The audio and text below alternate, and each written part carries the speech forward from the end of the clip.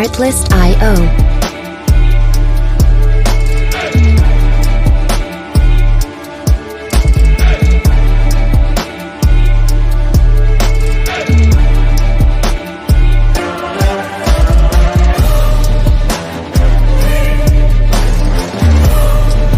Music licensing reimagined.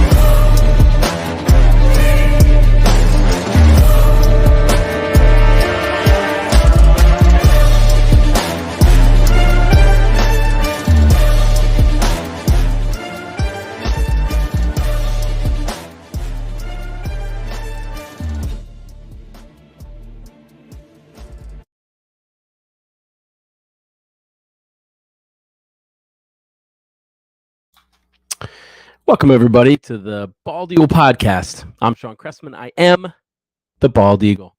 All right, this is, what better way to enter our bye week than undefeated and staying undefeated by beating our arch rival, the Dallas Cowgirls. Okay, so the Bald Eagle Podcast. The Bald Eagle Podcast is a 100% Philadelphia Eagles podcast. That's all we talk about is the Eagles and anything that might affect the Eagles. So, of course, NFC East opponents and, of course, future opponents as well. So we talk about, but primarily 100% Philadelphia Eagles podcast. Now, the things that make that makes the Bald Eagle Podcast unique, number one, and primarily, is that I have the most in-depth play-by-play analysis of every regular season and postseason game. We missed a week, personal reasons, last week for Arizona's game, but we're on track again for Dallas. We have a bye next week, and we'll continue on through the season. So, and when I mean in-depth play-by-play analysis, you'll hear it in a few minutes from now, but I essentially go through every single play. For almost every play, I recap what happened, and then I point out things that could have been done better, things that, mistakes that were made, or things that were done well. So you'll know in-depth reasons why we won the game that we won. You'll know how well each player is doing. And you'll also know something that you'll learn through watching the podcast is our opponents. You'll learn other team players' names. You'll know how well they're doing.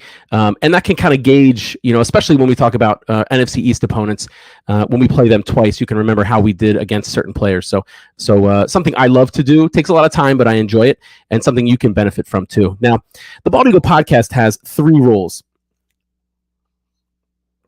The first rule is the most important rule. And if you see me look to your right, I guess it would be, it's because I have my Instagram recording there, and I have to communicate with those guys. By the way, if you're watching or listening, no matter where you're at, you can always comment. I'm looking at the comments now. Even on Instagram, you guys can comment, and I'll talk about your comment live on the air. So 3 rules of my podcast. Most important rule, number 1, no politics. We don't talk about any politics whatsoever. I don't care which way you lean. I don't care. I really don't care at all about your political leanings. It's not important to me. This is all about football. This is my escape from stuff like that. You're constantly barraged or attacked if you watch news or listen to radio or on social media. This is your escape from everything to do with politics. We don't talk about it. I won't talk about it. If you comment on it, I won't bring up your comment. So just forget about politics altogether. Let's escape that bullshit. Secondly, I don't talk about personal information. I don't talk about my own personal information. I don't think anybody really cares. And I don't talk about the players' personal information. My goal is not to tell you, what these players do in their personal lives. My goal is to tell you how they're playing in football. And now I would talk about a player's personal life if it directly correlated to their play. A good example that I usually bring up is Carson Wentz and his significant decline in, 2019, 2020. And, perhaps that being a family issue. He just recently got married, recently had a kid, and maybe there were some distractions there. So that was some speculation. But otherwise, we won't talk about any of the players or my personal information. Nobody cares. And lastly, I'm not censored. I don't refrain from saying anything. I just say whatever the hell I want. So, okay. Now, I mentioned before, in-depth play-by-play analysis. We'll get to that. Now, we do have, I am part of a network of shows, the Philly Sports Alliance. You can see on the side of the screen, I don't know which side it is for you because for some reason my stream isn't showing me on my computer. But you can see the host of shows that we have. I'll recap them at the end and explain what they all are. But Philly Sports Alliance as a network has a sponsor. And the sponsor, the first sponsor I'm going to talk about is La Terrain Watches, or La Terrain. I know them for watches. I bought a couple of their watches, very high quality and economical. But they also have other accessories, glasses, other types of things in addition to watches. If you go to laterrain.com and you put in code PSA, you'll get a discount. Already economically priced, but you'll also get an additional discount just for putting that code PSA in. So run over to la-terrain.com. It's scrolling at the bottom because it's a unique website with that dash in there. Go to that website, check them out, and spend as much money as you can. Let's go to our countdown. Here at the Bald Eagle Podcast, we're always counting down to something. And in the NFL, there's always something to count down to. So since we have a bye this week, we are counting down to our home game against Pittsburgh. It is 13 days away. It's Sunday, October 30th. But let's recap the regular season up until now in case you had missed something. And then we'll continue through the regular season. And I recap our draft every podcast, mostly because I have a horrible memory, and I'm assuming that some people out there also have horrible memories, and this is just a way of repetition, keeping things fresh in my mind. So week one, we started our season off at Detroit. Close game, 38-35, but we won. Of course, we have a record then of 1-0. Week two, we have our home opener, a Monday Night Football game against Minnesota. We beat them 24-7. We went to 2-0. Week three, we went to Washington, embarrassed Carson Wentz 24-8. That made us 3-0. Week four, we beat Jacksonville. Doug Peterson came to the link. We beat him 29-21. That made us 4-0. Week five, we traveled to Arizona, and we beat them 20-17 in Glendale. Made us 5-0. And this week, we hosted Sunday Night Football. We hosted the Dallas Cowgirls. We beat them 26-17 to make our record 6-0. And I mentioned next week, this coming weekend, is our Week 7 bye. 13 days from today is week 8 at home against Pittsburgh. That's October 30th, Sunday. It's a 1 p.m. game. Week 9, we travel to Houston, Thursday Night Football, November 3rd, 8:15 p.m. Week 10, at home against the Commanders, Monday Night Football, November 14th. Week 11, at Indianapolis, Sunday, November 20th, 1 p.m. Week 12, at home against the Packers, Sunday Night Football, November 27th, 8:20 p.m. Week 13, at home against Tennessee, Sunday, December 4th, 1 p.m. Week 14, at the Giants, Sunday, December 11th, 1 p.m. Week 15, at Chicago, Sunday, December 18th, 1 p.m. And Week 16, the end of a 3-game away streak at the Cowgirls, Saturday, December 24th, Christmas Eve, 4:25 p.m. I'm hoping we don't need it by then, but that we get a nice early Christmas gift with another a win over the Cowgirls and a sweep this year. Then we finish our season with 2 home games. Week 17 at home against the Saints, New Year's Day, 1 p.m. It's a Sunday. And then we finish the season, Week 18 at home against the Giants, to be determined, either Saturday or Sunday, January 7th or 8th. And we're unsure of exactly what time. That could be a meaningful game with the way the Giants are playing. I don't expect the Giants to continue their success long term. But so far, they're doing much better than I think anybody would have expected. Now, I mentioned that the Week 18 game is to be determined. I don't know what day it's on. I don't know what time it is. It's not just us. Last time I checked on NFL.com, all the games are to be determined. So I guess they're going to make the schedule up as things get closer. The next game would be the NFL wildcard round. Hopefully we skip that, January 14th and 15th. Then there's the NFL divisional round, January 21st and 22nd. The conference championships are January 29th.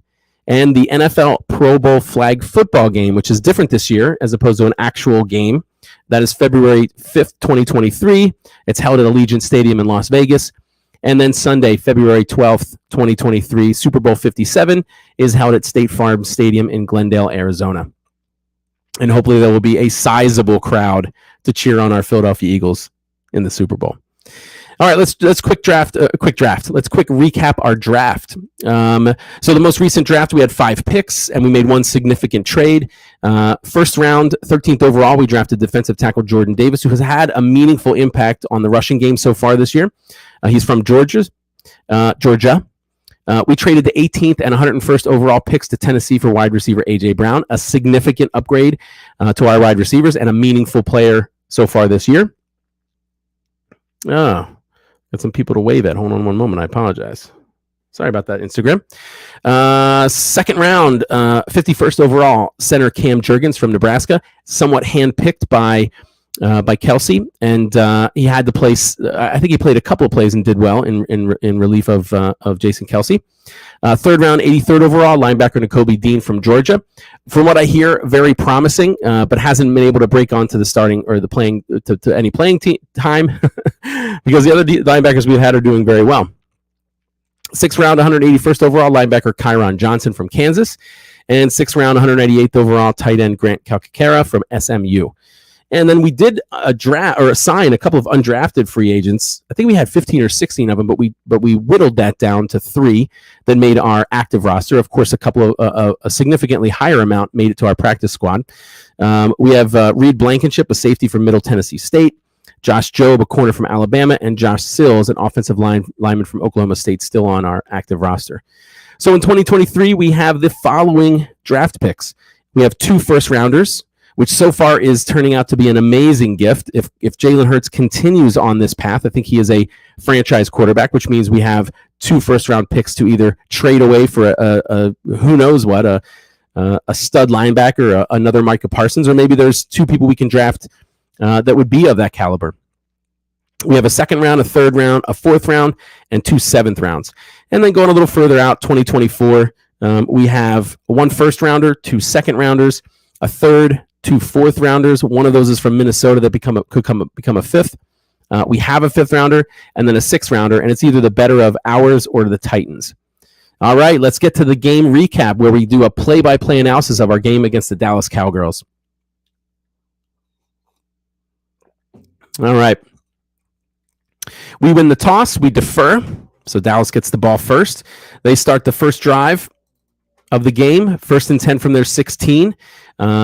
Lamb goes in motion from left to right. Rush snaps the ball, immediately hands it off to Lamb.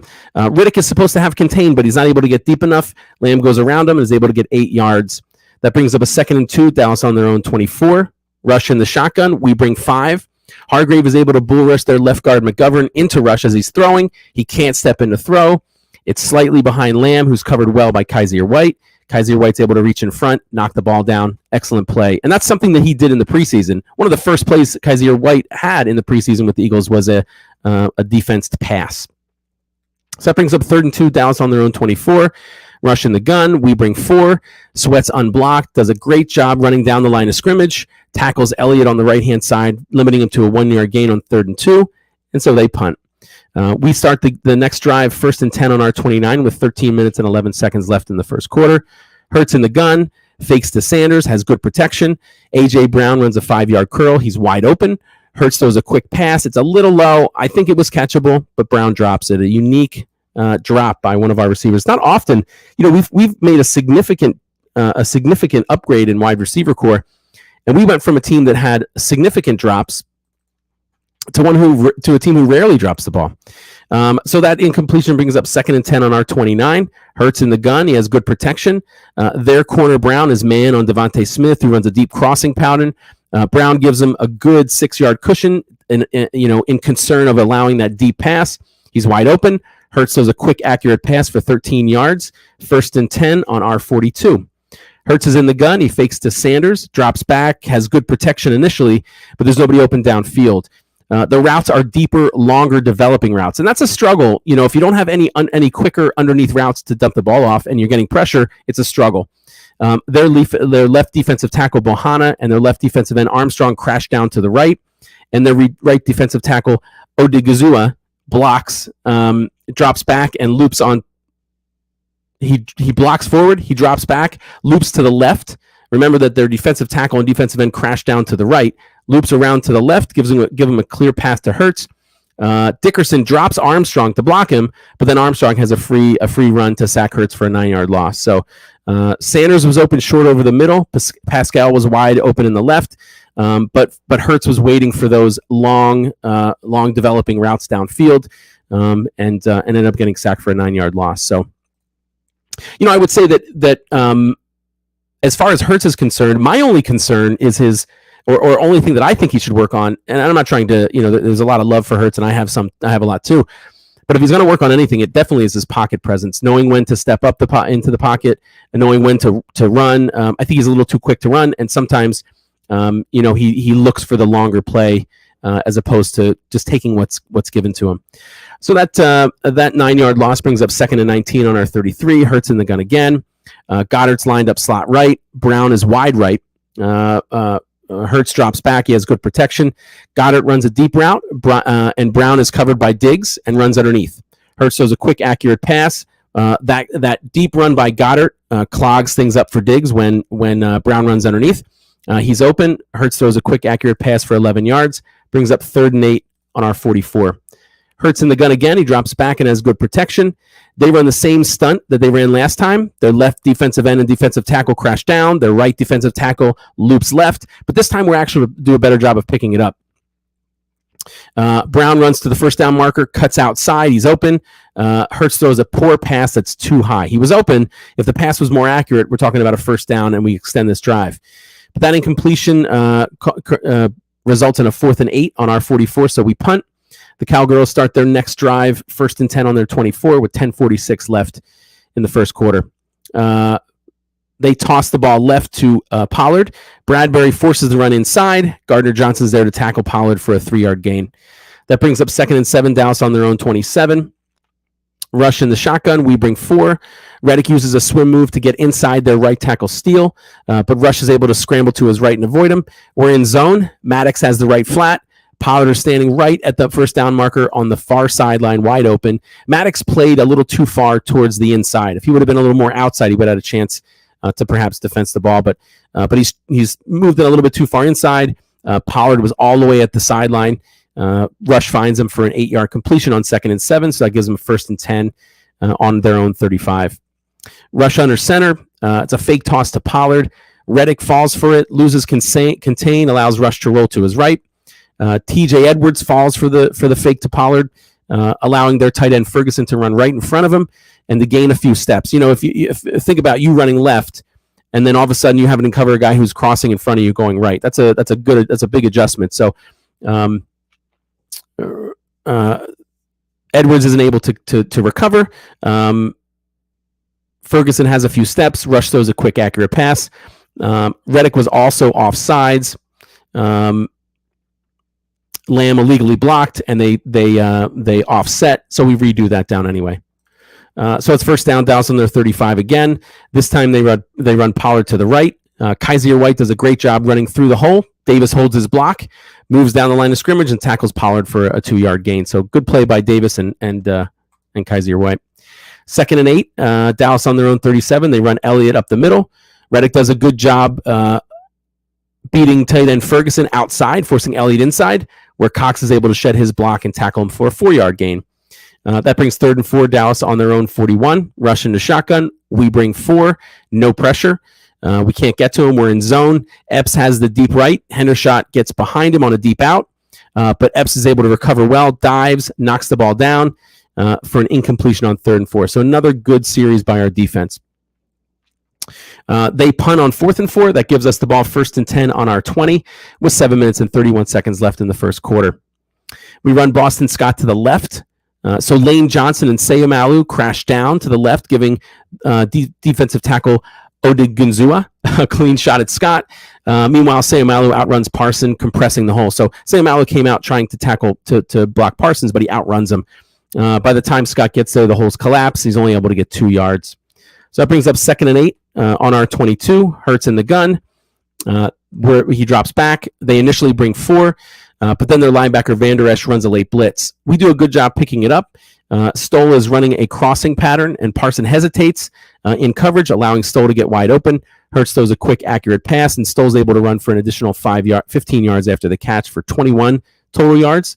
So that brings up a 1st and 10. We have the ball on our own 43. Hurts in the gun again. Seumalo and Johnson pull left and create a huge hole for Sanders. But downfield, Smith is unable to block Lewis, who hits Sanders. Sanders jumps back, tries to string it out, but Parsons catches him from behind, limiting the run to 4 yards. So that brings up 2nd and 6 on our 47. Hurts in the gun, drops back, has good protection. Goddard runs a curl over the middle. Watkins runs a deep route. He's wide open over the seam, but Hurts decides to throw to Goddard underneath. Their corner Lewis jumps the route, knocks the ball down, but misses. It was a nice quick throw just in time by Hurts. Unfortunate that he missed Watkins wide open, but still an 8-yard completion on 2nd and 6 and a 1st and 10 on Dallas's 45. Hurts in the gun again, drops back, fakes to Sanders, has good protection. Goddard runs a 10-yard crossing pattern. Hurts throws a quick, accurate pass, but it's tipped by Parson, and Goddard's unable to track it and catch it. So that incompletion brings up 2nd and 10. We're on Dallas's 45. Hurts in the gun again. Hurts throws a quick, accurate pass to the left-hand side to Devontae Smith for 5 yards. He's in the left flat. So that brings up 3rd and 5 on Dallas's 40. Hurts in the gun again. Hands off to Gainwell to the left. Odigizua sheds a Dickerson block and tackles Gainwell for a 2-yard gain. That brings up 4th and 3 on Dallas's 38. Hurts in the gun. We fake to Gainwell. Smith is wide right. He runs a slant. Brown lines up behind Mailata on the left and runs around the outside of Smith, creating a pick on Diggs, who's man on Brown. And Brown is wide open. Hurts throws a quick, accurate pass to A.J. Brown for 11 yards and a 1st down. And that's a play that you're going to hear me recap again. It was successful now, and they run it again to score a touchdown. So we'll recap that again. So that completion brings up 1st and 10 on Dallas's 27. We have trips left, Hurts in the gun. Dickerson and Mailata do a great job opening a huge hole for Gainwell, who runs up the middle for 9 yards. Brings up 2nd and 1 on Dallas's 18. Hurts in the gun again. We throw a screen this time to Watkins, but Van Der Esch reads it very well and is able to string Watkins out of bounds for no gain. That brings up 3rd and 1 on Dallas's 18. Hurts in the gun. And sneaks the ball up the middle.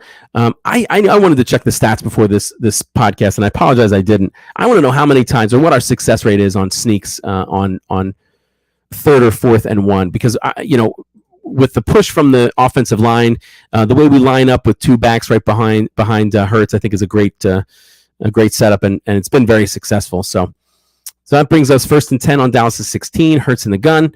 It's a planned run. Golston jumps inside of Dickerson and tackles Hurts in the backfield for a sack and a 2-yard loss. So that brings up 2nd and 12 on Dallas's 18. Hurts in the gun again, drops back. Defensive end Lawrence gets around Lane Johnson to pressure Hurts. That might be the first quarterback pressure that Lane Johnson has allowed, if it counted as a pressure. Hurts can't see anybody open downfield. No one's open, so he scrambles to the right and throws the ball away. That incompletion brings up 3rd and 12 on Dallas's 18. Hurts in the gun again. They show 6. They drop 2 back and only bring 4. We do have good protection. They're in zone. Brown runs a slant from left to right and finds a spot in the zone, wide open. Hurts throws a quick, accurate pass for an 8-yard completion. That brings up 4th and 4 on Dallas's 10. And we catch Fowler in a neutral zone infraction, 5 yards. So that 4th and 4 turns into a 1st down, but that is the end of the first quarter. So the end of the first quarter ends scoreless, and we start the second quarter in a moment. I think it's a good time to talk about some of our other sponsors. So you saw at the bottom there, La Terrain. Philly Sports Alliance has also has partnered with the Painted Lines. So they're another media company. We stream, and you might be watching me on their YouTube. I don't know if we stream on their Twitter, but we have a shared agreement where they stream on some of our social media. We stream on some of theirs, and they have a bunch of other podcasts, not only our lineup, but their own as well. So go check out the Philly the Painted Lines, all their social media and all their other podcasts out there. Okay, so we begin the second quarter. 1st and goal on Dallas's 5. We run Miles Sanders to the left. Dickerson does a great job opening up a hole. Van Der Esch is there to fill it. Sanders runs inside. Van Der Esch crashes inside to follow him.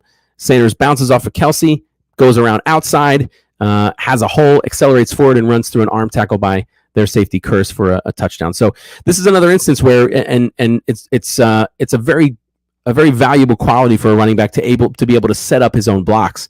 So when Sanders sees Van Der Esch in the hole, instead of just going straight forward and running straight towards him, which may have been successful, it was only a 5-yard run, which, well, I don't know who'd win that. Anyway, he goes inside, causing Van Der Esch to follow him inside, thinking he's changing holes, and then he uses his line to capture Van Der Esch and to block him out of his way, which is amazing when running backs do that. That's a next level talent.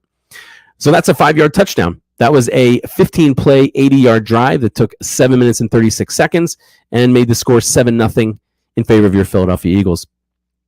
We kick off. The Cowgirls start their first drive, 1st and 10 on their own 25, with 14 minutes and 55 seconds left in the first half. Rush is under center. He fakes to Elliott. We bring 5. We're not able to get to Rush. Coverage is excellent downfield. Gallup does flash open right when he cuts and comes back to Rush. He was running a comeback, so he ran, maybe 10 yards, turns around and starts to work his way back to Rush. And initially when he makes the plant and cut, he's open. But Rush sees him and throws the ball just a little late. Bradbury's covering him. He's able to recover quickly. He jumps in front of Gallup, tips the ball up in the air. You guys probably remember this one. And Gardner Johnson jumps up, grabs the interception for the first turnover of the game. That gave us the ball 1st and 10 on Dallas's 44 with 14:47 left in the first half. We run Miles Sanders to the left. He starts inside, jumps to the left and accelerates through the hole, runs through an arm tackle by their safety Hooker. Another great run by Sanders for 9 yards. Brings up 2nd and 1 on Dallas's 35. We run Sanders again, this time to the right. This time he utilizes patience, which is something that's hard to do for running backs. When you're running the ball, you want to get to that hole right away and get to the end zone. But sometimes you need to wait for your blockers, and he does that. He hesitates in the backfield, lets Sayamalu catch up and block Parsons, and then he accelerates through the hole for a 3-yard gain. Only 3 yards, but there was some technique involved, so I thought I'd share with you. So that brings up 1st and 10 on Dallas's 32. We run Miles Sanders again, this time to the left. Dickerson, Kelsey, and Mulata do a great job blocking. Hooker meets Sanders in the hole. Sanders uses a great spin move to completely avoid Hooker and get an 8-yard gain on 1st and 10. That brings up 2nd and 2 on Dallas's 24. We run Boston Scott, this time to the right. He's able to get 2 yards. Brings up 1st and 10 on Dallas's 22. We run Boston Scott again to the right. Scott strings it out, runs around everybody to the edge, gets 8 yards before he's pushed out of bounds by Hooker. That brings up 2nd and 2 on Dallas's 14. We run Miles Sanders again, this time to the left. This time they crash the line down inside, and Kelsey gets pushed, just shoved to the side by defensive tackle Bohanna. Kelsey is a great center, but doesn't mean you win every single play. Bohanna pushes him out of the way, forces Sanders outside. Parsons sitting there waiting for him, and we lose a yard. So that brings up 3rd and 3 on Dallas's 15. This is the play that we went over before that I mentioned, hey, I'm going to talk about this play again. Same play again, this time on the 15-yard line. A.J. Brown lined up on the left behind Mulata, right? Smith is wide right. Their corner Lewis is man on Brown, who cheats outside to the left. Brown runs to the right across the field, while Smith runs an inside slant, creating a natural pick. Brown is wide open. Hurts throws a quick, accurate pass. Once the ball is caught, Brown cuts inside, avoiding the tackle by who was covering him, Lewis, and then he runs to an arm tackle by their safety Wilson for a 15-yard touchdown reception. So great play, something we saw before.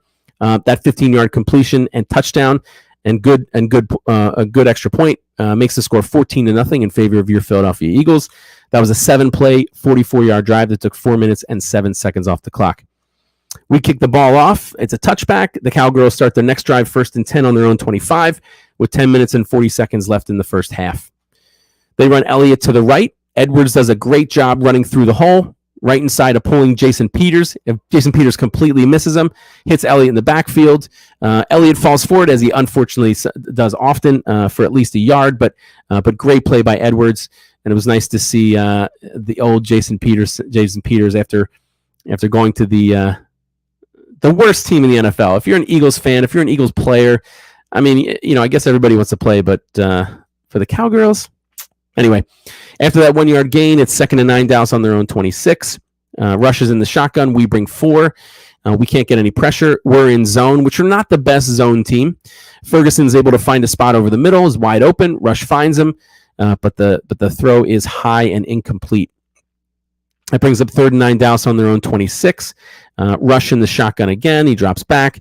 We bring 7. Edwards and Epps are late blitzers. Peters blocks inside. Their left tackle, Ty Smith, blocks outside, giving Hargrave a free shot at Rush. Back in the secondary, we're in zone, and Gardner Johnson's giving Lamb a huge cushion to prevent the deep pass. Lamb runs 2 yards downfield, turns around, wide open because of the cushion, Rush is able to get rid of the ball right before Hargrave hits him. Gardner Johnson hits Lamb right away, but Lamb's able to push him and reach for what should have been, I hate to say this, I never want to be on the side of the Cowgirls, but clearly a first down.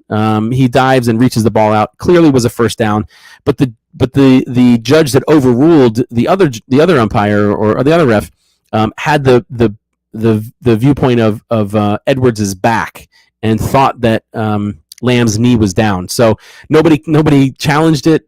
They just went along with it. And on 4th and 1, Dallas was on their own 34, and they ran a play. It was a no huddle. Rush was under center. We bring 6. We're expecting a run. Rush fakes to Elliott, rolls right. Henderson has a stop on Bradbury, but the pass is behind Hendershot. Bradbury's able to knock it down for an incompletion on 4th and 1, so that they turn over on downs. We get the ball 1st and 10 on Dallas's 34 with 9 minutes and 24 seconds left in the first half. Hurts is in the gun. He fakes to Sanders. They bring 5. Initially, there's nobody open. Odigizua gets inside of Seumalo, but Seumalo keeps pushing him inside. And he creates a pocket for Hurts to climb. So Hurts could have stepped up into this pocket. Instead, Hurts feels the pressure coming from his right, and bounces outside to his left. He doesn't see Jack Stoll release and run across the middle wide open because he's running left and is not in his viewpoint. Nobody else is open, throws the ball away. This is my criticism of Hurts, things that he can improve on is his pocket presence. If he had just followed his blocks, if he had stepped up to the right and stayed in the pocket, he would have seen Jack Stoll peel away and run right over the middle wide open. Would have been a significant play. Instead, he throws it away, and it is 2nd down and 30 on Dallas's 34. 2nd and 10 on Dallas's 34. We're in shotgun. We run Sanders to the right. He's able to get out of bounds after getting 4 yards. Brings 3rd and 6 on Dallas's 30. Hurts is in the gun. It's an RPO to Gainwell, but Lawrence plays it well. Gets his hand on Hurts right after he completes the fake to Gainwell. The whole play was supposed to be I believe, a screen to Watkins on the left. But because Lawrence does a good job of reading the play, getting through and pressuring Hurts, by the time Hurts is able to escape him, he tries to shovel past the ball to Watkins, who's obviously covered because they could figure out what was going on by that time. And Hooker's able to read the play, hits Watkins almost immediately, and then we lose 3 yards. So on 4th and 9 on Dallas's 33, we kick a 51-yard field goal. It's good. That makes the score 17-0 in favor of your Philadelphia Eagles. That was a 4-play, 1-yard drive. Yeah, 4-play, 1-yard drive. It took 1 minute and 31 seconds. Elliott kicks off. Dallas gets the ball up to their 17. There is an unnecessary roughness penalty on Joseph. So that gives the Cowgirls 1st and 10 on their 9 with 7 minutes and 48 seconds left in the first half. They run Pollard to the right. Williams is able to shed the block by right guard Martin, and Kaiser White does a good job filling the hole, limiting the run to 1 yard. Brings up 2nd and 9, Dallas on their own 10. They run Pollard up the middle again. Their line blocks to the right. Pollard starts right. Edwards and White get caught outside. Davis gets blocked inside, and Tuipulotu gets blocked outside. Pollard has a huge hole and runs up the middle for 15 yards. After that 15-yard run, it's 1st and 10, Dallas on their own 25. Rush in the shotgun. Drops back, passes the ball immediately after the snap over to Pollard. But Slay does an excellent job closing in and making a great open field tackle on Pollard for no gain. So that brings up 2nd and 10 on Dallas has the ball on their own 25. They run Pollard to the right. White does an excellent job pushing their right guard Martin into the backfield, shedding his block, limiting Pollard to a 1-yard gain. So that brings up 3rd and 9 on Dallas's 26. Rush is in the gun. We bring 4. We're in man coverage. Hargrave beats their left guard McGovern outside and forces Rush to climb the pocket, but he has plenty of space. He throws to Gallup, who's covered well by Slay. The throw is slightly behind Gallup, and Slay just steps in front of it, grabs it for the 2nd turnover of the game, an interception by big play Slay. So we start the next drive, 1st and 10 on Dallas's 46 with 5 minutes and 14 seconds left in the first half. Hurts in the gun. Throws a pass to the left to Devontae Smith. Their safety Curse blitzes from the left, leaving a void on the left side. Smith runs a post, wide open. Hurts finds him. Quick, accurate pass, 11 yards. 1st and 10 on Dallas's 35. Hurts in the gun again, runs an RPO, and Hurts keeps it. Smith runs an 8-yard curl, and he's wide open. Hurts throws a quick it was an RPO that he keeps and throws. That was a little confusing. I apologize.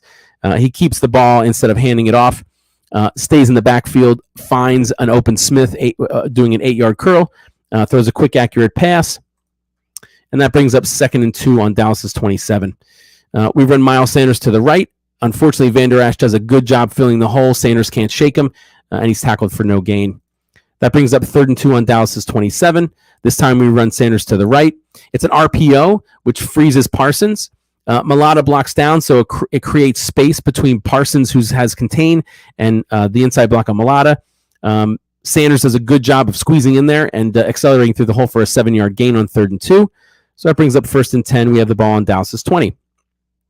Hurts in the gun again, drops back, and they bring 5. Goddard's in motion from left to right, runs right by their defensive end Fowler, giving him a free run at Hurts. Goddard continues to the flat. Oh, I'm sorry, I read that wrong. So defensive end Fowler has a free run at Hurts because Goddard runs right by him and doesn't block him. Could have chipped him, could have shoved his shoulder.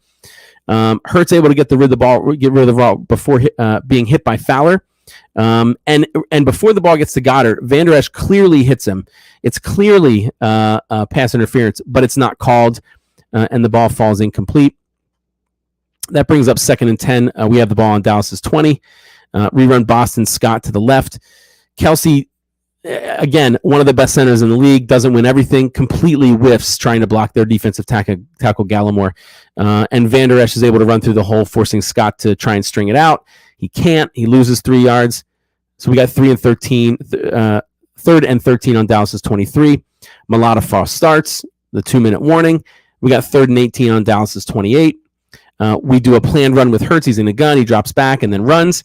He's able to get 12 yards. Excellent blocking downfield, but 12 yards is not a first down.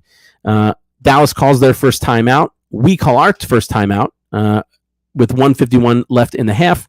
4th and 6 on Dallas's 16. Elliott kicks a 34-yard field goal, and it's good.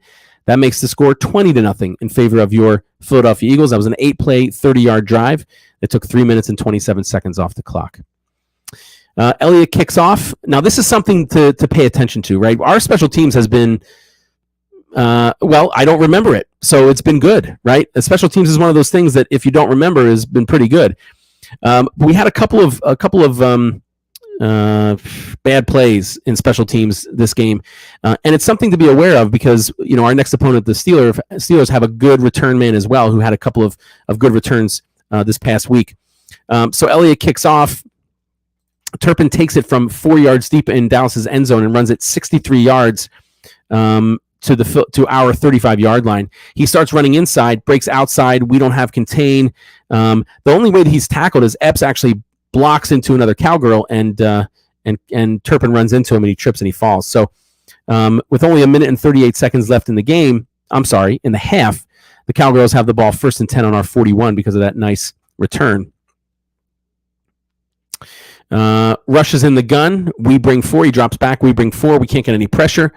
Lamb has a step on Edwards.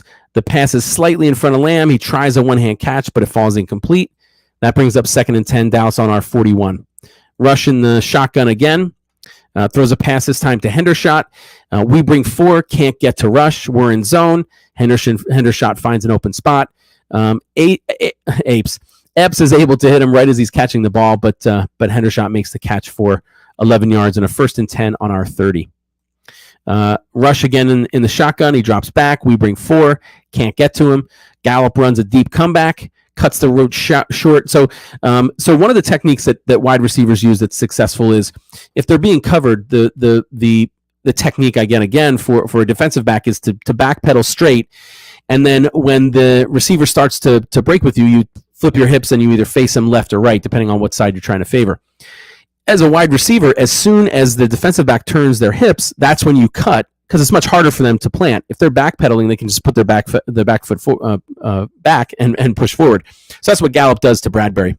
Right as Bradbury is turning his hips for a deep pass, Gallup cuts the route short. Rush sees him, throws a quick, accurate pass. It's a 9-yard completion. Brings up 2nd and 1 on our 21. Rush in the shotgun again. We bring 4. Can't get to Rush. He throws the ball to the corner of the end zone for Gallup, but it's overthrown and falls incomplete. That brings up 3rd and 1 on our 21. He's in the shotgun again. They run Elliott to the left. Tuapulatu tries an inside move.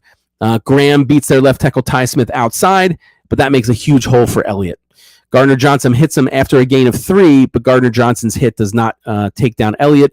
Elliott stumbles and crawls for another 6 yards for a total of 9 yards on 3rd and 1. Dallas calls their second timeout with 44 seconds left in the first half. They have the ball 1st and 10 on our 12. Cooper Rush, he is in the shotgun. He drops back. We bring 4. We can't get any pressure. Rush throws up a ball to the corner of the end zone, and Brown, who's covered well by Bradbury, makes an amazing, let's be honest, it was a really good catch, one-handed in the corner of the end zone. Fortunately, while he gets 1 foot down, he lands out of bounds with the rest of his body. It's initially called a touchdown, but after review, it's reversed, so that falls incomplete. Brings up 2nd and 10 on our 12. Rush in the shotgun again. We bring 4. Can't pressure Rush. He throws a quick pass to an open Lamb. Hargrave, fortunately, is able to knock it down at the line of scrimmage because Lamb did look like he was open. Now I can't, it's hard to say what would have happened, right? But I think Edwards was underneath, and he might have had a shot at it. I don't know. But in any case, Hargrave knocks the ball down at the line of scrimmage. Good play by him. So that brings up, that incompletion is 3rd and 10.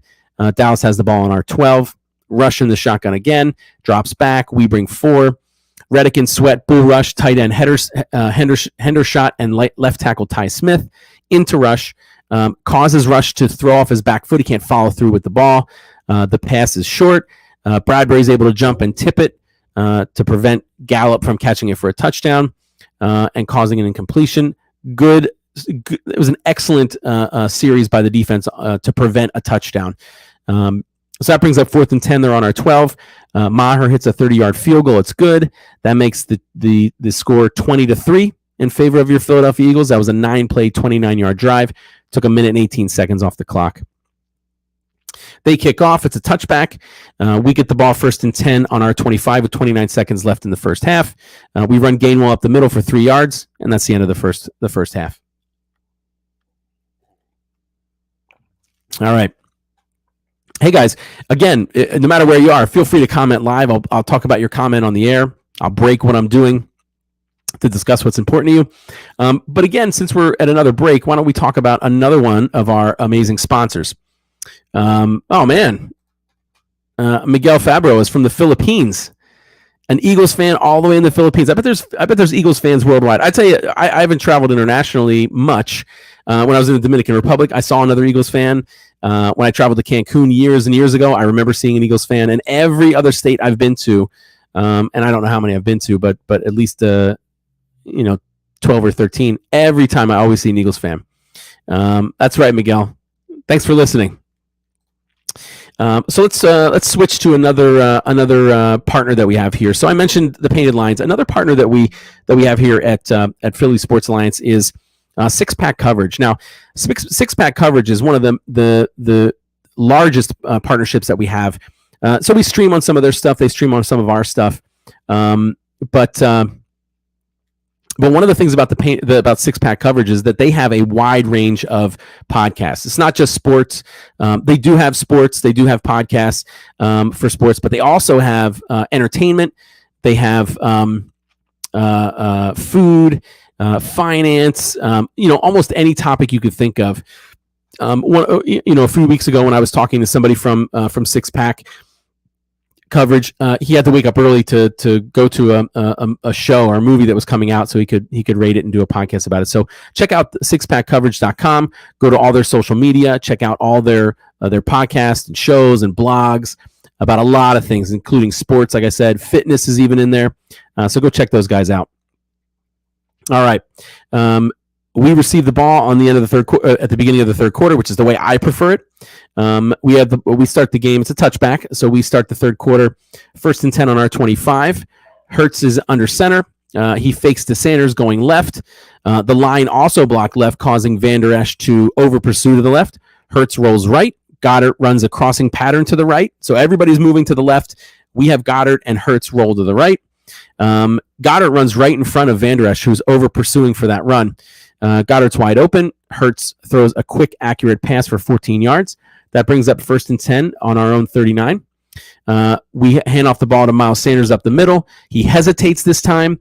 Unfortunately, this time when he hesitates, the whole collapse versus allowing his blockers to catch up. So he's only able to get 1 yard.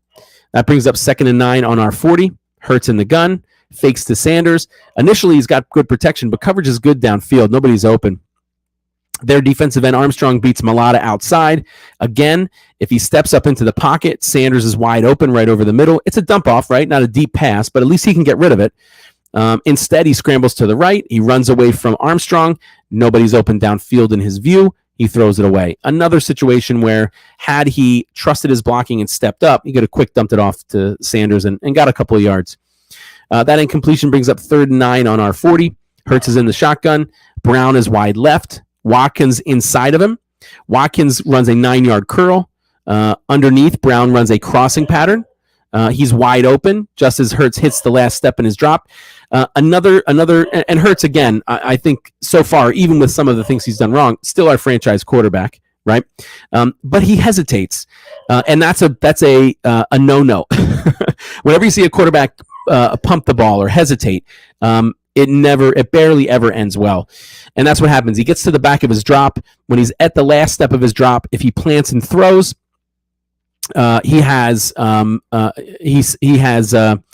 wide open. Instead, he hesitates, sees an opening in the line, decides to run, and their safety Wilson makes a good open field tackle on him for no gain. So that brings up 4th and 9 on our 40. We punt. Dallas starts the next drive, 1st and 10 on their 21 with 12 minutes and 47 seconds left in the third quarter. They run Pollard to the right. Sweat does a great job beating his man inside, hitting Pollard in the backfield, but he can't quite make the tackle. But that gives Hargrave and Edwards enough time to converge, and they stop the run for a 2-yard gain. That brings up 2nd and 8. Dallas on their 23. Rush under center. They run our play that we ran against us. They fake right to Pollard, and the whole line goes right. TJ Edwards falls for it. Their tight end Ferguson releases to the left flat. He's wide open. Rush finds him for a 9-yard completion, and that gives them a 1st and 10 on their own 32. They run Pollard up the middle this time. They double Davis to the left. Cox can't completely shed his block. Gets an arm on Pollard, but it's not enough to stop him. Maddox is playing somewhat of a linebacker position, goes up the wrong hole. Pollard is able to get 8 yards on 1st and 10, giving them a 2nd and 2 on their own 40. They run Pollard again to the left. He only gets 3 yards, but in the process, Gardner Johnson's trying to strip the ball out of him. And if you remember, he hurts his, I don't know if it was left or his right hand, hurts his wrist or hand, and he has to come out of the game. And he eventually returns. But this is now we're not often able to point to a series where one player makes a significant difference. But with the entrance of Kayvon Wallace in replacement of Gardner Johnson, a lot of things go wrong. So the next play, Kayvon Wallace is in. It's 1st and 10. Dallas has the ball on their 43. Cooper Rush under center, drops back. Wallace has the left flat. It looks like we're in zone. At least everybody else is in zone.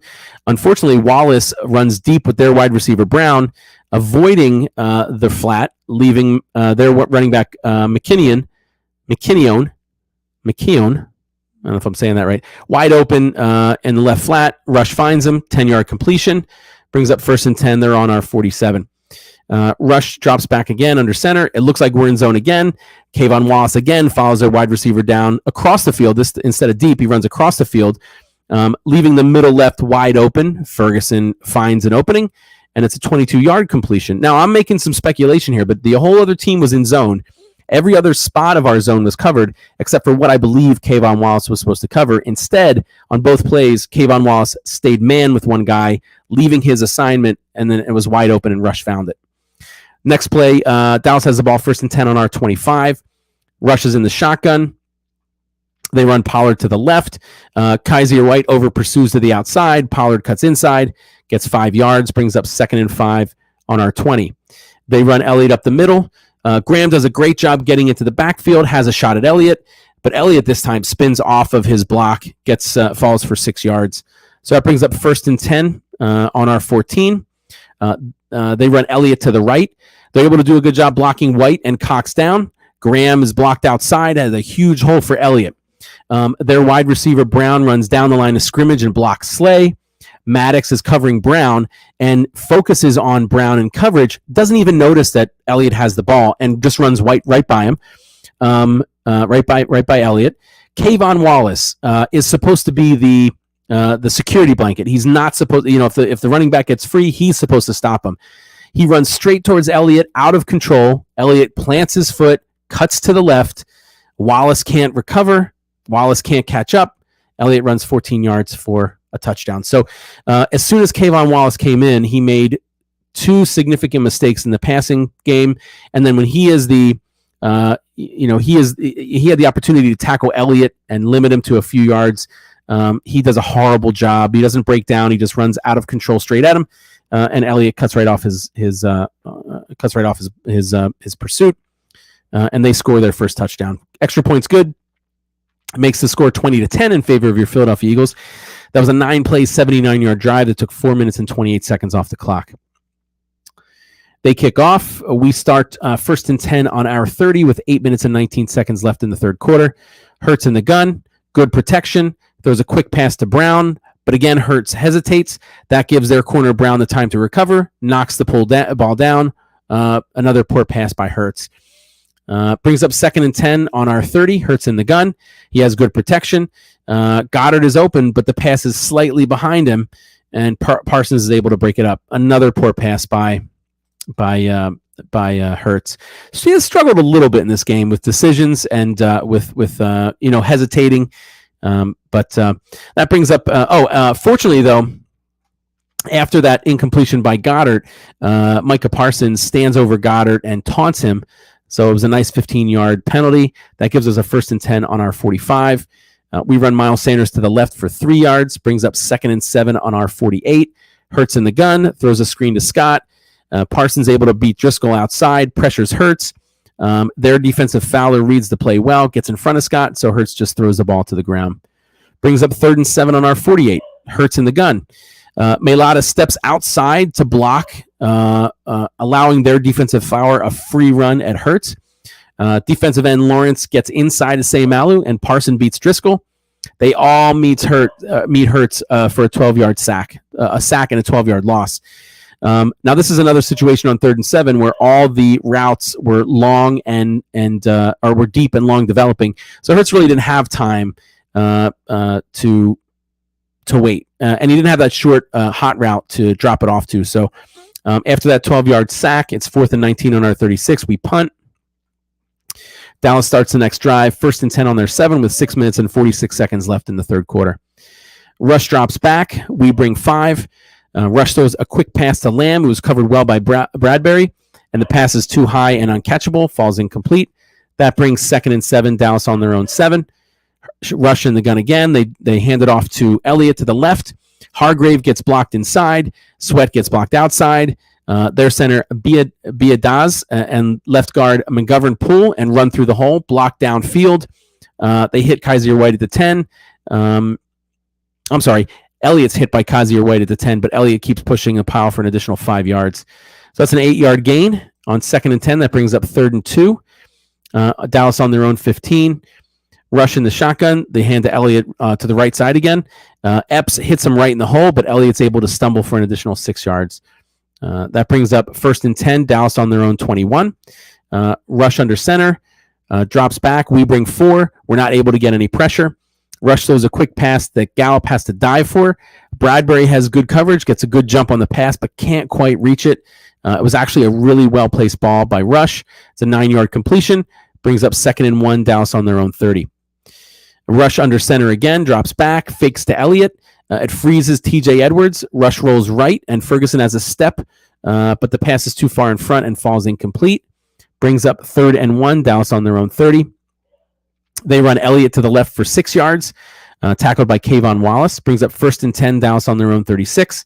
They run Pollard to the right for 1 yard, tackled by T.J. Edwards and Milton Williams. Brings up 2nd and 9, Dallas on their own 37. This time, Rush is under center. He drops back. We bring 4. Can't get any pressure. We're in zone. Lamb runs a deep comeback. Rush throws a quick, accurate pass just as Lamb breaks. It's a 13-yard completion in front of James Bradbury. brings up 1st and 10. Cowgirls on midfield. They run Pollard to the left. This time Patrick Johnson's in. He does a great job shedding his block, hits Pollard, but can't bring him down right away. He's finished off after 3 yards by Tiu Pulatu and Kayvon Wallace. So after 3-yard gain, it brings up 2nd and 7. Cowgirls on our 47. They're in the shotgun, drop back. We bring 4. We can't get any pressure. Brown runs an out and in, creating separation from Epps.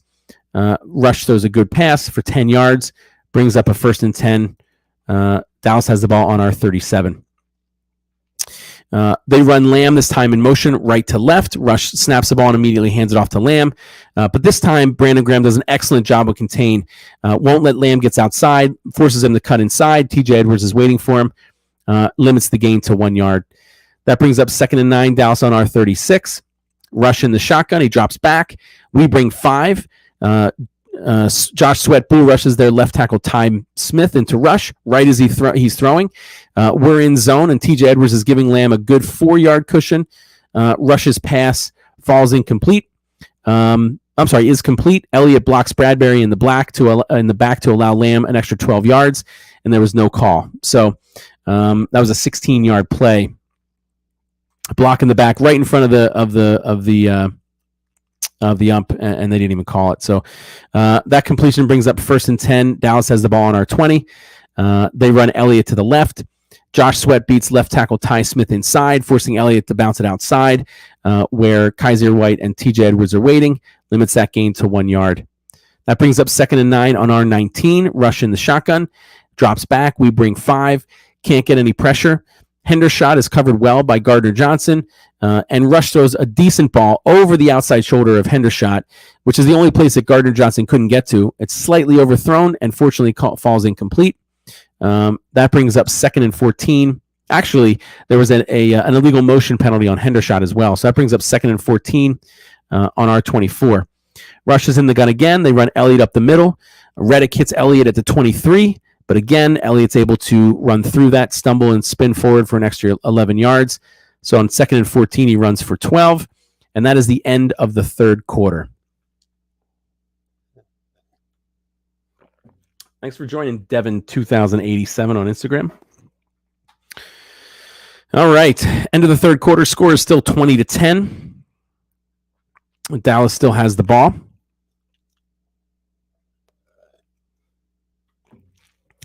They start 3rd and 2 on our 12.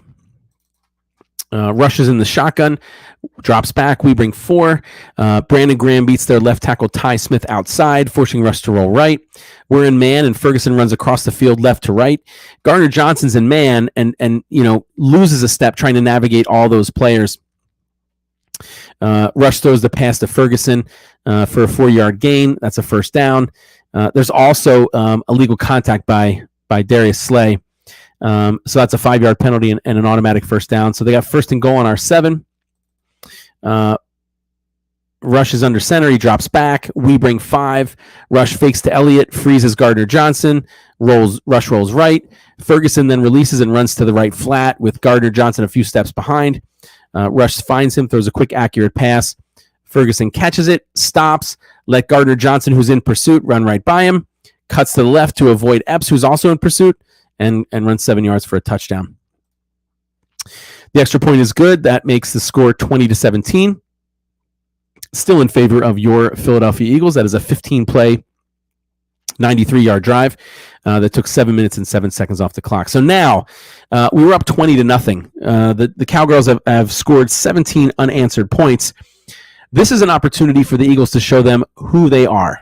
Right? Are they able to come back and score and pull ahead, or are they gonna struggle? So they kick off. It's a touchback. We start the next drive, 1st and 10 on our 25, with 14 minutes and 39 seconds left in the game. We run Sanders to the right. Driscoll and Dickerson do a great job blocking. There's a huge hole. And Malata does a good job lead blocking through the hole. He pulls. It's a 13-yard run by Sanders. Brings up 1st and 10 on our own 38. We're in the gun again. We run Sanders again, this time to the left. Malata blocks down. Sayamalu pulls and blocks Parson outside to create a hole. And Driscoll pulls and lead blocks through the hole. Does a good job for a 5-yard gain. Brings up 2nd and 5 on our 43. We run Sanders again, this time up the middle for 1 yard, brings up 3rd and 4 on our 44. Hurts is in the gun. He drops back. At the back, the last step of his drop back, he takes off running up the middle for 5 yards on 3rd and 4. So that brings up a 1st and 10 on our 49. We run a toss to Boston Scott to the left side for 5 yards, brings up 2nd and 5 on Dallas's 46. Hurts in the gun, drops back. Looks like it was perhaps a broken play, though. He went to hand off, but there was no running back to hand off. Miles Sanders ran to the right.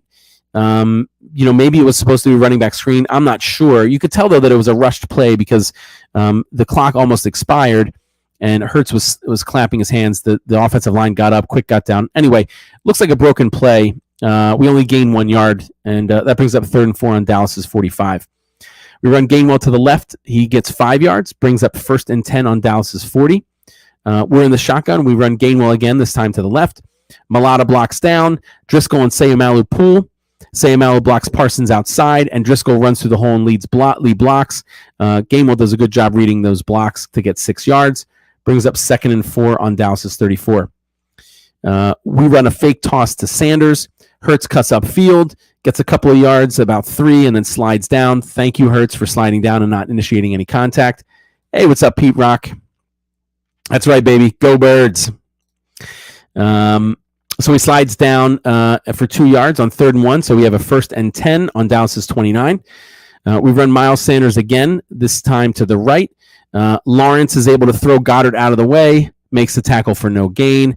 Goddard didn't have a bad game against the Cowgirls tackling or blocking, but he had his struggles. In previous games, we've mentioned that he's struggled to block some defenders. So after that no gain, we have 2nd and 10 on Dallas's 29. Hurts is in the gun. AJ Brown is wide right. Goddard's inside of him. Hurts drops back. He has excellent protection.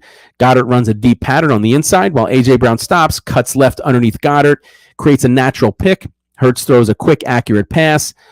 Brown catches the ball at Dallas's 23, plants his foot, turns, runs outside, avoiding a pursuing corner Brown. He cuts inside, avoiding safety Wilson, finally hit by Parson, who drags him for a couple of yards down to Dallas's 7. So we have 1st and goal on Dallas's 7. Hurts is in the gun.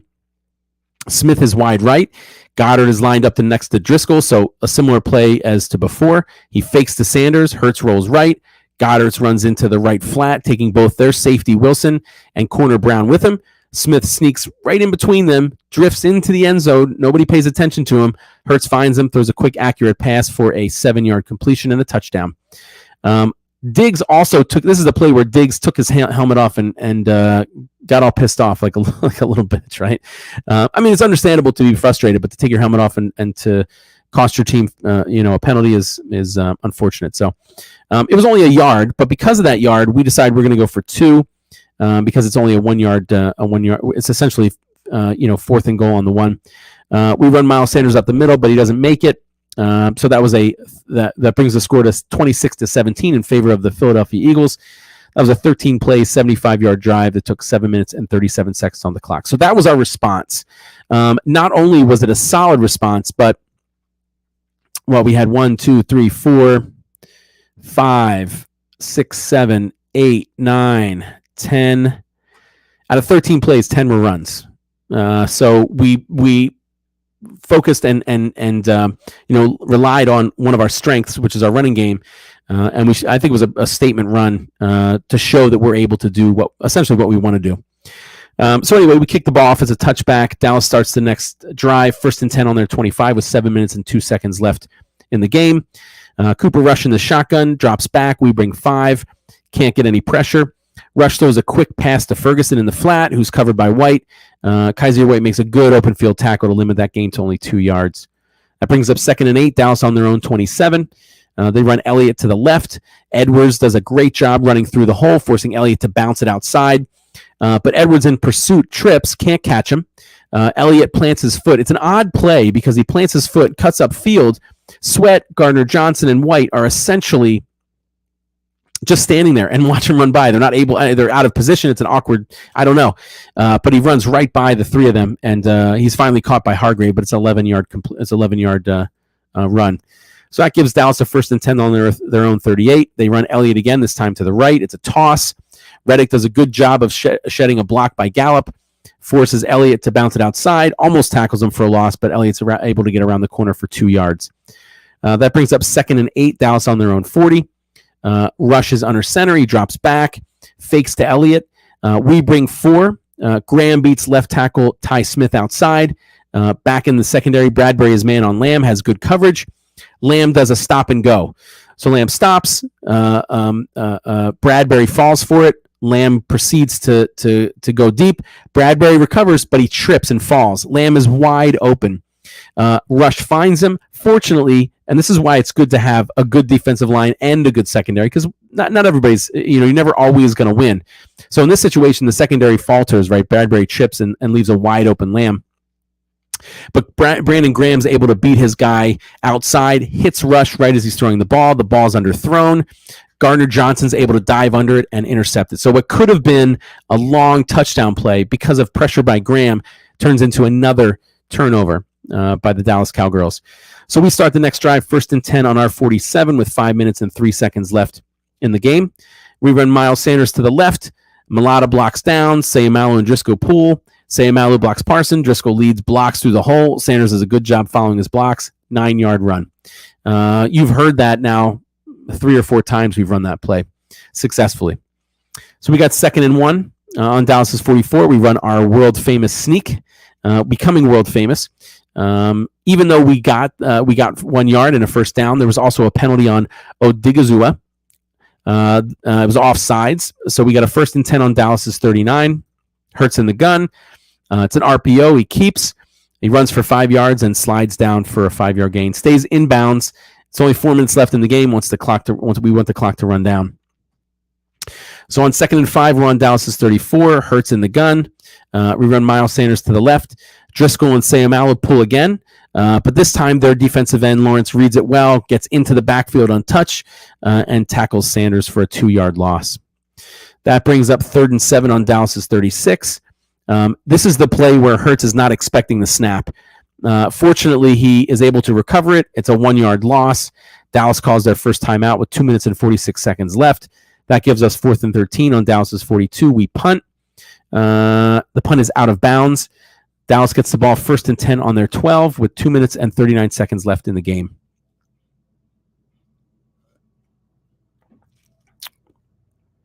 Rushes in the shotgun, drops back. We bring 4. We can't get any pressure. We're in zone. TJ Edwards peels off Lamb to cover Hendershot running across the field underneath and is able to knock the pass down. Great job by TJ Edwards. It's a struggle when you're in zone to know when to pull off of somebody and to cover somebody else. TJ Edwards does an excellent job peeling off Lamb, who's running deep to cover his zone where Hendershot is. That incompletion brings up 2nd and 10, Dallas on their own 12. Rush in the shotgun, drops back. We bring 4. Can't get any pressure. We're in zone. Hendershot's able to find a spot. Epps is able to hit him right as he's making the catch, but he still catches it. Decent play by Epps, but it's still 11-yard completion. Dallas has the ball 1st and 10 on their own 23. Rushes in shotgun, drops back. We bring 4. Hargrave bull rushes their left tackle McGovern, hits Rush as he's throwing, causes a poor pass that falls incomplete. Great job by Hargrave to get some pressure on Rush. That brings up 2nd and 10, Dallas on their own 23. Rush in the shotgun, drops back, throws a screen to Lamb. Lamb runs and is pushed out of bounds for a 7-yard completion. Pushed out of bounds by Maddox and Slay. That brings up the 2-minute warning. Dallas has the ball 3rd and 3 on their own 30. Rush this time passes to the right to Elliott, who's run out of bounds for 5 yards. Brings up 1st and 10, Dallas on their own 35. Rush in the shotgun, drops back. We have excellent coverage downfield, and Rush eventually has to throw it away. That brings up 2nd and 10, Dallas on their own 35. Cooper Rush in the shotgun. He drops back. We bring 4. Brandon Graham beats his man, right tackle Steele, outside and almost hits Rush's arm as he's throwing. Downfield, Lamb runs a post flag and runs into Maddox. So he runs down the field, cuts towards the corner of the end zone, hits Maddox, pushing Maddox back. He cuts to the inside and to the right off that push. So essentially, I don't know if it was technically offensive pass interference because he didn't extend his arms; they collided. But it basically gave Lamb some separation. Rush finds him, throws a quick, accurate pass, and it's a 24-yard completion.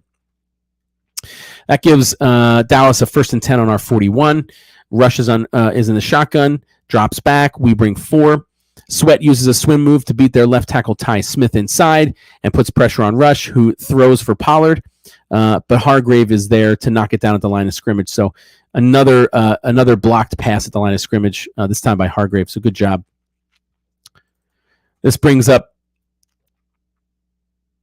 2nd and 10 on our 41. Rush is in the shotgun, drops back. We bring 4, can't get any pressure. Rush throws a pass to Gallup, who's covered well by Slay. Slay jumps in front of it, knocks it down. Great coverage by Darius Slay. That brings up 3rd and 10. Dallas on our 41. Rush is in the shotgun again. We bring 4.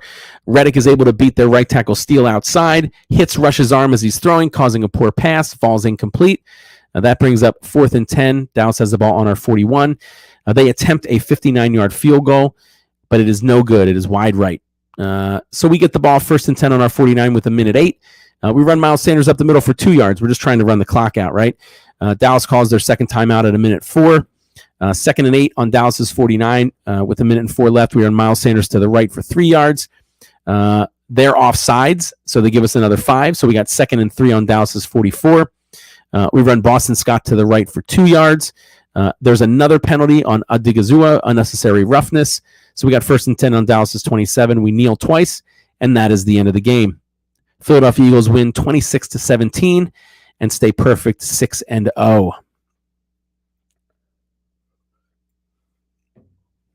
All right, let's get to some game stats. I'm a stat guy, so I want to. This is all interesting to me, including playing time. I'm always curious to see how many plays each guy plays for. So, our offensive starter was, of course, quarterback Jalen Hurts. He played 100% of the snaps. Running back Miles Sanders was the starter. He played 44 snaps, which is 62%. Left tackle Malata, 100% of the snaps. Left guard Dickerson, 68 snaps, which was 96%. Center Kelsey, 100% of the snaps. Right guard Sayamalu, 100% of the snaps. Right tackle Lane Johnson, who did leave due to an injury on concussion, only played 52% of the snaps, which was 37. Wide receiver A.J. Brown played 61 snaps. It's 86%. Devontae Smith played 63 snaps. That was 89%. Tight end Dallas Goedert played 70 snaps. That was 99%. And Jack Stoll played 32 snaps, which is 45. Driscoll played in relief of Lane Johnson. That was 34 snaps, which was 48%. Pascal only got 9 plays, 13%, and Quez Watkins was in there 42 plays, 59%. Hurts stats, he was 15 for 25, not the best completion percentage, 60% is not the best, not horrible. He threw only for 155 yards. He did have 2 touchdowns. He was sacked 4 times and lost 23 yards, and his quarterback rating was 104.6. In addition to that, he ran 9 times for 27 yards. That was a 3-yard per run average. Our leading rusher was Miles Sanders. He ran 18 times for 71 yards. It's a 3.9 average, which is a little bit less than what I expect around 5 from him. He did have 1 rushing touchdown. Not real impactful on the out of the backfield receiving. Targeted once, caught 1, 1 yard. So, of course, a 1-yard average. Our leading receiver was A.J. Brown. He had 8 targets, caught 5 of those for 67 yards. It's a 13.4 average per reception and 1 touchdown. And then Devontae Smith added 5 receptions on 5 targets for 44 yards. It's an 8.8 average per reception and 1 touchdown. One of the things that we did really well was containing Micah Parsons. In the first half, when Lane Johnson was healthy and playing, he had 10 pass rushes, had 0 quarterback pressures. Now, he did a little bit better in the second half after Lane Johnson left. He had 5 pass rushes and had 2 quarterback pressures. Now, the Eagles scored all the points, all of our points, but 20 points in the second quarter. That brings our total points scored in the second quarter of all of the first 6 games to 112. That is the most by any team in any single quarter in the first 6 games of a season in NFL history. And those 112 points that we have solely in the second quarter are more points in this than 11 teams have all year including the Cowgirls, the Rams, and the Packers. Our defensive starters. Defensive tackle Hargrave played 48 snaps. That was 72%. Cox played 50 snaps. That's 75%. Defensive end Davis, 22 snaps. That's 33%. About what he's been playing, around 33, 34%. Josh Sweat, 43 snaps, 64%. Linebacker Reddick, 49 snaps. That's 73%. Edwards, 65 snaps, 97%. Kaiser White, 59 snaps at 88%. Cornerback Slay and Bradbury both had 100% of the snaps. Gardner Johnson did not play all of the snaps. He played 51 and 76% because he injured his arm or wrist. And then Epps played 100% as well. Brandon Graham got some time in there, made some key plays, especially at the end of the game there. He played 29 snaps. That was 43%. Milton Williams played 18 snaps, 27%. Maddox played 51 snaps. That's 76%. Kayvon Wallace, in relief of Gardner Johnson, had 18 snaps at 27%. And Marlon Tuipulatu played 18 snaps. That's also 27%. Defense only allowed 181 passing yards and 134 rushing yards. 134 rushing yards is a lot, but 181 passing yards is not. Our defense did a good job against Cooper Rush. He was only 18 for 38, which is only completing 47.4% of his passes, which is excellent. A reflection of our, I think, league leading, not quite, but leading secondary. He only had 181 yards, 1 touchdown, 3 interceptions. We didn't get to sack him at all, which is unfortunate, but his quarterback rating is 37.3. Third down efficiency, we were 6 for 14, 42.9%. Dallas was 4 for 10. That's 40%. Fourth down efficiency, we were 1 for 1, 100%. They were 0 for 1. Good job on the offense. Good job for the defense.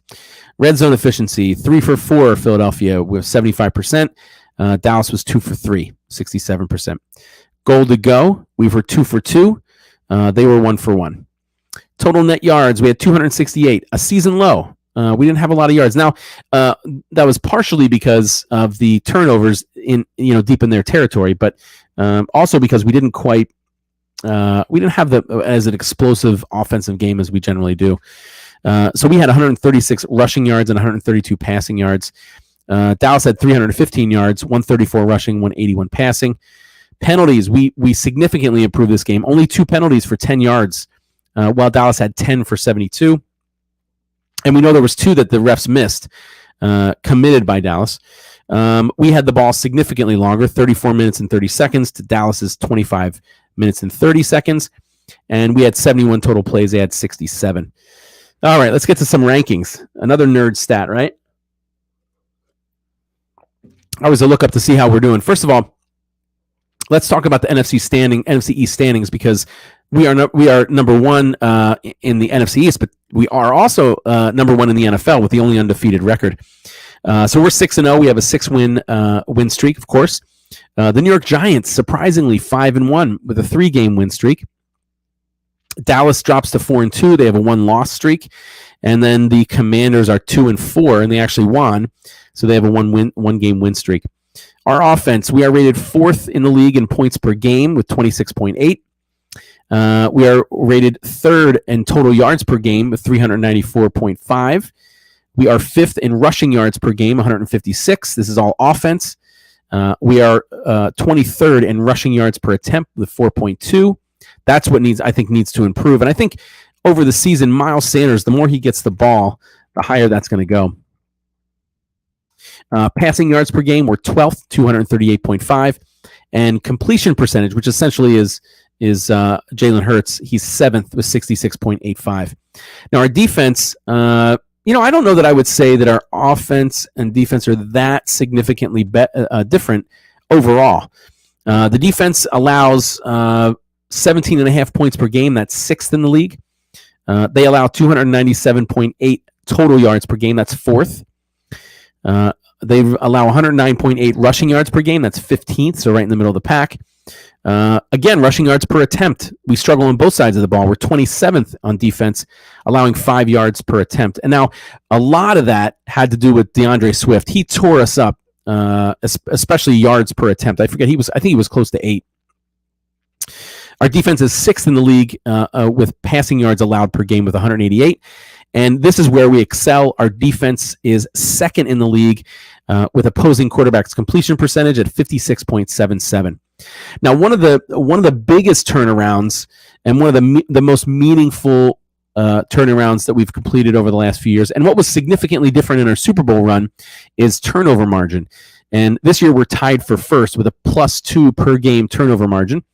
Penalties per game were 6th with 5.2, and penalty yards per game we have 38.8, and that is good for 7th. All right, there's a little bit of Eagles news. We'll quick cover that. We're 6-0 for the first time since 2004. In 2004, we went 7-0, and we went to the Super Bowl. And it's only the 3rd time in Eagles history we've been 6-0. Now, I mentioned the 2 long returns by Turbin. Nick Sirianni was asked if that is a concern, and he said his concern for his special teams coverage is low.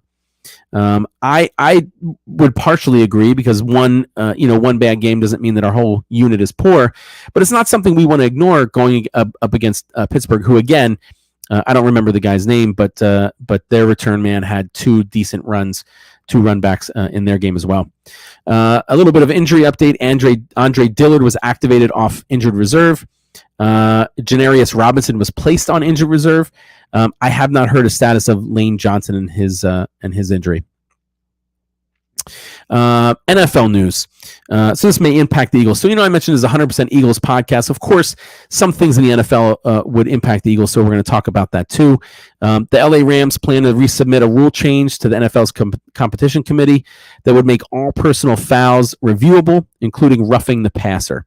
I think that's a great. Rule suggestion. Oh man, Instagram. I'm sorry, I didn't know that all these people were waving. What's up, Valdemez? What's up, Stay Strong? Sporty Rocker, John Tube 14. All right, so let's get to the world famous bald eagled fact. So if you're not aware, I'm a huge fan of the Philadelphia Eagles, right? I have a whole podcast just to talk about them for an hour and a half. So what I've done is I've added an interesting fact to every one of my podcasts. And, it ranges from every year the Eagles have been in the NFL since the Eagles' inception in 1933. Every Hall of Fame inductee for the Eagles, every player that was inducted into the Eagles Ring of Honor or the Eagles Hall of Fame, leaders for the all-time leaders for the Eagles, so passing leader, rushing leader, things like that. And also recap all the NFL drafts in history. And that's what I'm going to do today. We're going to talk about the 8th ever NFL draft, which was held in 1943. Held actually on April 8th of 1943 at the Palmer House Hotel in Chicago, Illinois. This was actually the first, and they say oldest, which is the same thing, the first NFL draft that did not produce a single future Hall of Famer. Now, things were a little bit different back then. There were actually 32 rounds to the draft, and there were 300 players selected. The Eagles had the 2nd pick in each round because they had the 2nd worst record in the NFL the previous year. They were 2-9. So in round 1, pick 2, they chose Joe Muha, a fullback from VMI. He played fullback and linebacker for 5 years with the Eagles. He was a 2-time All-Pro, and then he was an NFL umpire from 1956 to 1971. Round 2, pick 12, we chose Lamar Racehorse Davis, a back from Georgia. He played 1 year with the Eagles. Then he went to the AAFC. That was a competing league, the All-American Football Conference. And that was actually, we went over, who was it? I think it was one of the former Eagles coaches was integral in merging the AAFC with the NFL, because at the time, the AAFC was actually pretty competitive. And taking players from the NFL and causing the NFL to have to increase salaries and be more competitive. Round 3, pick 17, we chose Roy Monk Gafford, a back from Auburn. His career was delayed due to military service in World War II. After World War II, he played in the AAFC. Round 4, pick 27, Bob Kennedy, a back from Washington State.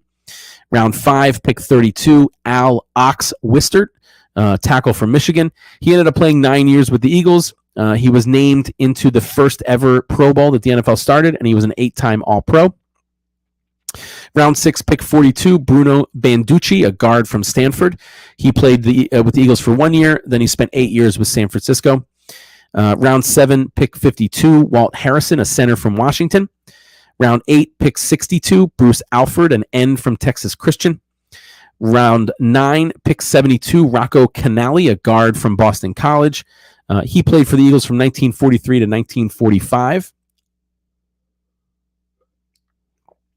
Round 10, pick 83, Bill Connolly, a tackle from Texas. He only played 1 season for the Chicago Cardinals. You'll note, too, some of these players, there were no links. I couldn't find anything out about them. Oftentimes, at least back then in 1943, even if you got drafted by a team, it doesn't mean you played. They didn't make a lot of money. They didn't have nearly the lifestyles that they do now. Some people could have opted to play baseball or to play, I don't know if they played another sport, but they could have just worked. Imagine that, being drafted to the NFL and saying, I'd rather just go to the factory and work.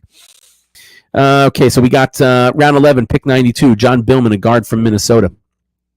Round 12, pick 102, Jack Donaldson, a tackle from Pennsylvania. Pennsylvania University, not just a state.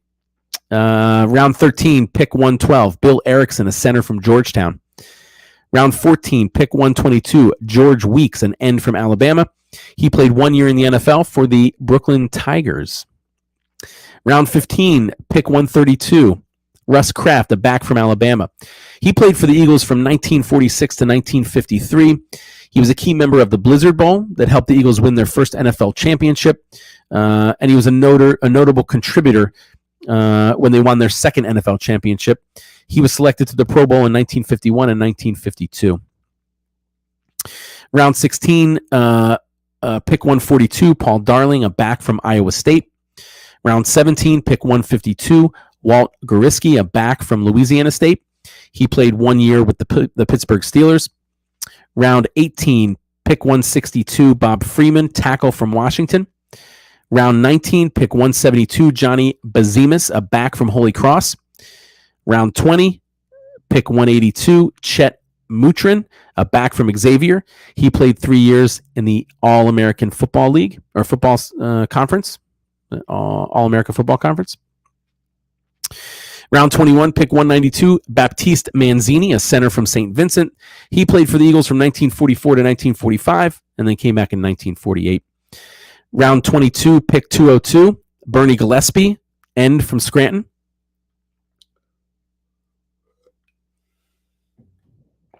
I wonder if he was any relation to Dizzy Gillespie. Round 23, pick 212, Jay Mule Lawhan, a tackle from Arkansas. Round 24, pick 222, Vince Zackham, a center from Morehead State.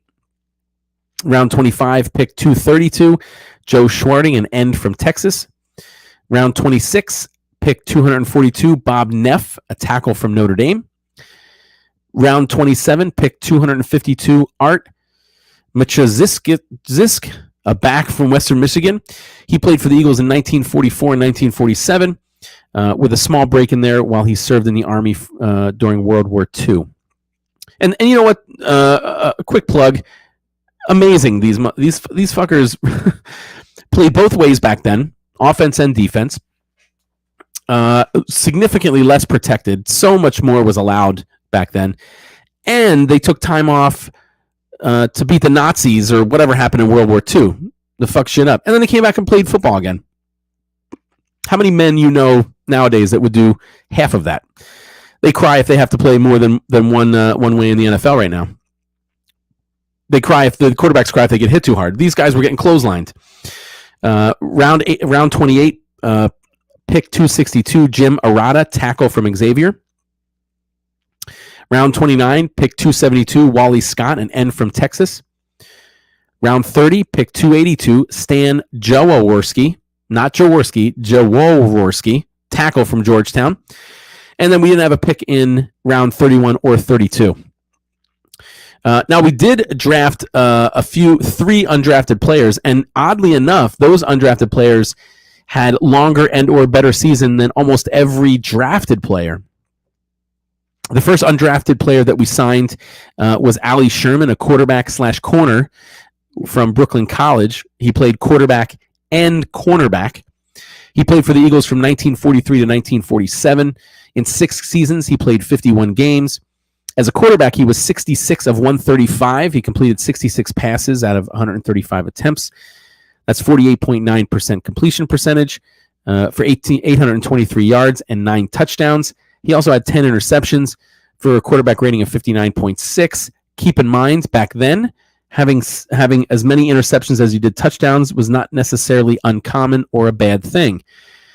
Oftentimes, the passing game was used as a large play, deep play attempt, and so if the ball was intercepted, not a big deal because of such a long pass. It was almost like a punt. We also signed an unsigned guy named Bucko Kilroy. He was an offensive guard and a defensive tackle. He was undrafted. He came out of Temple. He ended up playing 13 seasons in the NFL, all of them for the Philadelphia Eagles. He was called Bad News Kilroy. He was one of the toughest and what I hear dirtiest players of his era.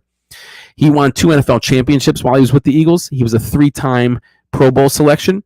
Out of 203 games, he only missed 1 due to injury, and he played in 147 consecutive games, which at the time was a league record. He helped Steve Van Buren win several NFL rushing titles as an offensive lineman, and he had 5 career interceptions as a corner. And then we had one more undrafted player we signed, and he was Tom Miller. He was an end, so a tight end / defensive end from Hampton, Sydney, and he played for the Eagles in 1943 and 1944. All right. Now I mentioned that I'm a part of the Philly Sports Alliance Network. We have a whole host of shows, and I want to tell you all about them. So here's a line. So here's what they are. And I'm sorry, Instagram, that you can't see this. As soon as Instagram gets their API shit together, I'll be able to share this with everybody. But we have a whole lineup of shows here at the Philly Sports Alliance. On Mondays, we have the Football Smack Talk show, which is an NFL show. They talk about the whole NFL, not just the Eagles, not just the NFC, the whole NFL. And that features Ryan Reese and Eric Ward. Mondays at 7:30, you have the Diamond Club podcast. That is an all Phillies podcast featuring John Hunter, Chris Lahiff, and Danny Hart. Tuesdays at 6:30, you have the Philly Broadcast. They focus on all Philadelphia major sports: Eagles, Flyers, Sixers, and Phillies. And that's hosted by Ryan Reese and Ryan Finneran. Wednesdays at 6, you're glued to whatever social media you prefer, whatever podcast channel you like, Instagram, Facebook, whatever, and you're watching the Bald Eagle podcast, 100% Philadelphia Eagles, and the only place for the most in-depth play-by-play analysis. After my show on Wednesdays at 8 p.m. is Mike Sports. That's a football podcast, an NFL podcast. It's hosted by Eric Ward and Jay Landry. The interesting thing about them is that Eric Ward is a Eagles fan. Jay Landry is a Cowgirls fan. Thursdays at 5:30, Tendies on Pattison. That's a Flyers show featuring Paul Baccio, Jack Griffin, and Chris Lahiff. And then last but not least, we have Thursdays at 7, Tables, Ladders, and Chairs. That is a wrestling show featuring Eric Ward and Mike Rouse. I think their logo is the second best, next to, of course, the Bald Eagle. Do me a favor. All the people I mentioned, La Terrain, Six Pack Coverage, Philly Sports Alliance, who's the network I'm on, and the Painted Lines, go check out all their social media. Like it, share it, tell your friends about it. Go to all of the Bald Eagle podcast social medias. You can look me up either at the Bald Eagle 4133, or it's the wrong one, or just search the Bald Eagle podcast. Now, you have to put in the Bald Eagle podcast. I'm not that big yet to supplant all of those actual Bald Eagle podcasts or shows or whatever they got going on. So if you want to find me, the Bald Eagle podcast at Bald Eagle 4133. Like I said, follow Six Pack Coverage, Philly Sports Alliance, the Painted Lines. Check them all out for all their stuff. Like, share, and enjoy the bye. Enjoy the other games this weekend. I'll be on the air again Wednesday, just a little bit of a shorter show because we don't have a game to recap, and that takes up an awful lot of time. But enjoy the NFL season or the NFL weekend, and we'll see you next Wednesday to recap some news from the Eagles. In the meantime, go Birds.